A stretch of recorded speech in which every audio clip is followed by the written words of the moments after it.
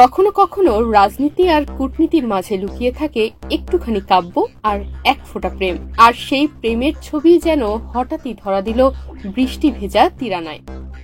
16 মে রাজধানীর তিরানায় ইউরোপের 40টিরও বেশি দেশের শীর্ষ নেতারা হাজির হয়েছিলেন ইউরোপিয়ান পলিটিক্যাল কমিউনিটির শীর্ষ সম্মেলনে।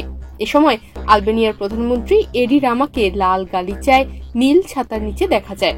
তাকে দেখলে যে কেউই বলবে নিছকই একজন ভদ্রলোক তিনি।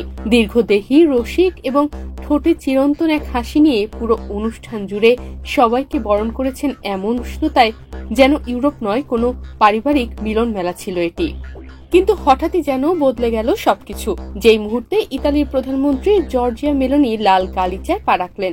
আর সেই মুহূর্তে সব প্রোটোকল ভুলে, দুনিয়ার সব ক্যামেরা ভুলে হাঁটু গেড়ে বসে পড়লেন এডি রামা। নমস্তে ভঙ্গিতে জানালেন অভিবাদন। এমন ঘটনায় মেলোনি প্রথমে অবাক হয়ে যান, পরে হেসে উঠলেন একদম শিশুর মতো। তারপর এক বিনীত আলিঙ্গনে জড়িয়ে ধরলেন রামাকে। তখন রামা বললেন, আমার ইতালীয় বোন। এ যেন কূটনৈতিক মঞ্চে লেখা এক কবিতা। এডি রামা শুধুই একজন প্রধানমন্ত্রী নন, তিনি রোমান্টিক নাট্যকারও। এ সময় তিনি ফ্রান্সের প্রেসিডেন্ট মাখোকে দেখে বললেন, ওহ সূর্যের রাজা, আর ব্রিটিশ প্রতিনিধিদের উদ্দেশ্যে বললেন, বৃষ্টির উৎস তো তোমরাই। এ যেন শুধু সম্মেলন নয়, হাস্যরস আর মানবিকতার মঞ্চ। এই অনুষ্ঠান শেষে গভীর রাতে রামা ইনস্টাগ্রামে লিখেছিলেন, আমি সবচেয়ে লম্বা, কিন্তু আমার দেশ ইউরোপের সবচেয়ে ছোটদের একটি। তবুও এই সম্মেলন আয়োজন করতে পারাটা আমাদের গর্ব। তবে এডি রামার হাঁটু ভাঁজ করে বসা সেই মুহূর্তটি যেন একটা ম্যাচে আগুন ধরিয়ে দিয়েছে। না, কোনো যুদ্ধ নয়, এই আগুন রোম্যান্সের, রহস্যের আর হাজারো ট্রলের।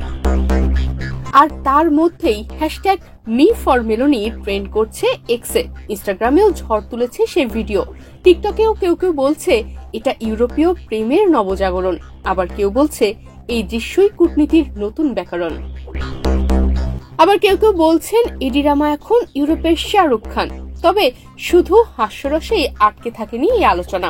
রাজনৈতিক বিশ্লেষকরা বলছেন এটা ছিল নিখুঁত সফট পাওয়ার কূটনীতি, এক অভিনব কৌশল যা পুরো ইউরোপকে দেখিয়ে দিল আলবেনিয়া ছোট হতে পারে, কিন্তু তার আতিথেয়তা বিশাল।